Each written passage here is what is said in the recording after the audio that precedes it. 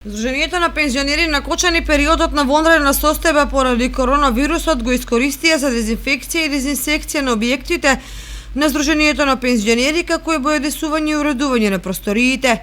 Покрај овие активности, председателот на Кочанското пензионерско здружение Ѓорги Серафимов истакна дека сите членови пензионери во целост ги почитуваат мерките и препораките за заштита од COVID-19 и досега во нашата општина нема регистрирано позитивен случај на пензионер заразен со коронавирусот.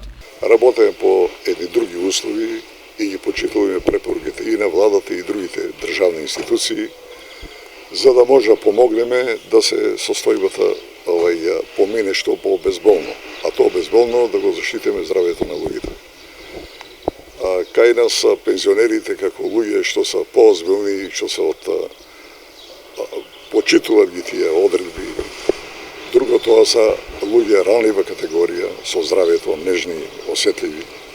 Така да посветуваат големо внимание и на придржувањето и препораките и се доста дисциплинирани. Ја морам да истакнам сега што го питате.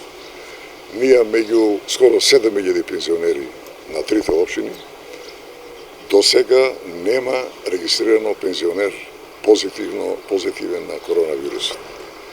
Како поважни задачи што са кај нас, меѓу другото и обезбедувањето со огневите дрва. Инаку празнината, да ви кажем и ово пред да кажеме за дрвата, во мерките, ние сакаме да бидеме попрактични. Ние имаме управа и имаме и 7 пензионерски клуба.